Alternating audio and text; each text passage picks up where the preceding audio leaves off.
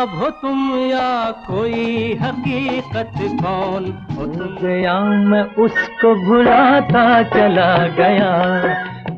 Hindi cinema के romantic और दिग्गज अभिनेता देवानंद अपने दौर के सबसे सफल और लोकप्रिय अभिनेता रहे। लड़कियों के लिए इनकी दीवानगी का एक अलग ही आलम था। कोई हमें प्यार कर ले, झूठा ही। भारतीय सिनेमा में इनका रुतबा आज भी उतना ही कायम है जितना कि 50 के दशक में था। जब भी इनका जिक्र होता है तो बस उनकी बेहतरीन अदाकारी, जबरदस्त स्टाइल, वो झुककर चलना, गले में मफलर, सर पर बैगी कैप, एक अलग अंदाज से एक्टिंग करना, कोई कैसे भूल सकता है। ये जख्म में जिगर कैसे सिल जाए। फिल्म काला पानी में वो ब्लैक सूट में इनका अलग अंदाज, जिसके चलते कई लड़कियां छत से कूद गई थी और इसी कारण इनके काला सूट पहनकर बाहर निकलने पर पाबंदी थी। मेरा दिल जलाओ ना। एक समय ऐसा भी आया कि कोर्ट ने इनके काले सूट पहनने पर बैन लगा दिया। वैसे तो कई ऐसे किस्से हैं इस रोमांटिक अभिनेता के, लेकिन शायद ये किस्सा आप नहीं जानते होंगे। इस अभिनेता से जितनी लड़कियां मोहब्बत करती थी उतनी ही लड़कियां इनके लिए जान भी देती थी, लेकिन इन्होंने जिससे प्यार किया, बेइंतहा मोहब्बत की, वो इन्हें कभी ना मिल पाई और इस शख्स ने कभी उन्हें एक ना होने दिया और एक दिन उनकी मोहब्बत कोशिशों में दफन हो गई। तो दोस्तों, आज मैं आपको बताऊंगी एक प्यार भरी दास्तां जिसे सुनकर आप भी सन रह जाएंगे।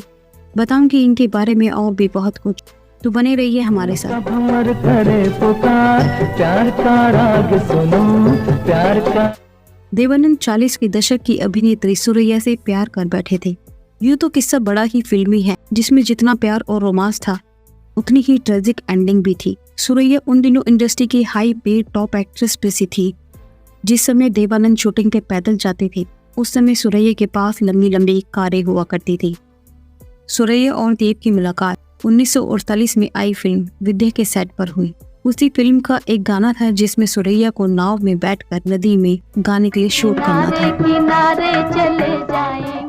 और शूटिंग के दौरान सुरैया की नाव पलट गई और सुरैया नदी में जा गिरी। तभी देवानंद उन्हें बचाने के लिए नदी में कूद गए और उन्हें बचाया। वहीं से दोनों की प्यार की शुरुआत हुई और दोनों एक दूसरे से सच्ची मोहब्बत करने लगी। सुरैया देवानंद को बहुत चाहती थी, लेकिन उनकी दादी नहीं चाहती थी कि उनकी पोती की शादी देवानंद से हो। दरअसल दोनों ही अलग धर्म के थे। देवानंद की मोहब्बत की शुरुआत फिल्म के सेट पर जरूर हुई, लेकिन कभी अंजाम तक नहीं पहुंच पाई। देवानंद जब भी सुरैया से बात करने के लिए फोन लगाते थे, उनकी दादी फोन उठाया करती। सुरैया उनसे बात करने के लिए रात रात भर रोती रहती, लेकिन उनकी दादी उनसे बात ना करने देती। अलग धर्म के होने की वजह से सुरैया को बार बार कहा जाता कि वो उन्हें छोड़ दे। यहाँ तक कि उन्हें ये भी कहा जाता कि वो अगर देव को नहीं छोड़ेंगी तो उन्हें मार दिया जाएगा। और बस इसी की खातिर उन्होंने देव साहब से दूरी बना ली, लेकिन उम्र भर शादी नहीं की और कुंवारी ही इस दुनिया से अलविदा कह गई। दोस्तों, इसी को कहते हैं सच्ची मोहब्बत, जिसे सुरैया की दादी ने कभी पूरा नहीं होने दिया। देवानंद की दूसरी मोहब्बत थी जीनत अमान, जिन्हें देव साहब की वजह से ही फिल्म इंडस्ट्री में पहचान मिली थी। लाखों लड़कियों के दिलों की धड़कन हुआ करते थे देव, लेकिन देव अपना दिल जीनत अमान को दे बैठे थे। जीनत अमान, जिन्हें हिंदी सिनेमा में देव आनंद की वजह से पहचान मिली, 1972 में आई फिल्म हरे कृष्ण हरे रामा के लिए देवानंद ने इन्हें अपनी फिल्म में साइन किया। इस फिल्म की कहानी के बारे में हम आपको जीनत अमान की वीडियो में बता चुके हैं। अगर आप जानना चाहते हैं तो इस वीडियो को देख सकते हैं। इस फिल्म में जीनत ने इनकी बहन का किरदार निभाया था। पास आ, कह जो कहना है। लेकिन असल जिंदगी में देव इन्हें चाहने लगे थे। उस वक्त दोनों ने बहुत सी फिल्में साथ में की और इनकी मोहब्बत दिन प्रतिदिन गहरी होती गई। देवानंद अपने प्यार का इजहार करना चाहते थे, लेकिन दोस्तों आपको हम बता दें, जब देवानंद जीनत से अपने प्यार का इजहार कर रहे थे, उस समय भी वो शादीशुदा और 2 बच्चों के पिता थे। देव ने अपने प्यार का इजहार करने के लिए एक जगह डिसाइड की जहाँ दोनों पहले भी जा चुके थे। एक पार्टी के बाद देव जीनत को वहाँ ले जाने वाले थे और उन्हें अपने दिल की बात कहने वाले थे, लेकिन पार्टी में कुछ ऐसा हुआ कि उनका दिल टूट गया और उन्होंने जीनत को कभी अपने प्यार का इजहार नहीं किया। दरअसल पार्टी में हुआ यूं कि पार्टी में कई हस्तियां शामिल थी, जिसमें से राज कपूर भी वहाँ शामिल थे। जीनत उस समय राज कपूर की फिल्म सत्यम शिवम सुंदरम के लिए काम कर रही थी। उस समय राज कपूर ने अपनी बाहों में जीनत को भरा और उन्हें चूमा। राज कपूर और जीनत की ये नजदीकियां देखकर देव का दिल टूट चुका था। वो राज कपूर की इस हरकत से बहुत हैरान हुए। राज और जीनत की नजदीकियां देखकर देव पार्टी से जाने लगे। तभी जीनत ने देव से कहा कि वे उन्हें कहीं ले जाने वाले थे। तब देव ने जवाब दिया कि वो प्लान अब कैंसिल हो चुका है। देव ने इसके बाद कभी भी जीनत से अपने प्यार का इजहार नहीं किया और राज कपूर की वजह से कि ये मोहब्बत भी पूरी ना हो सकी, जिसके बारे में जीनत को कभी पता ही नहीं चला।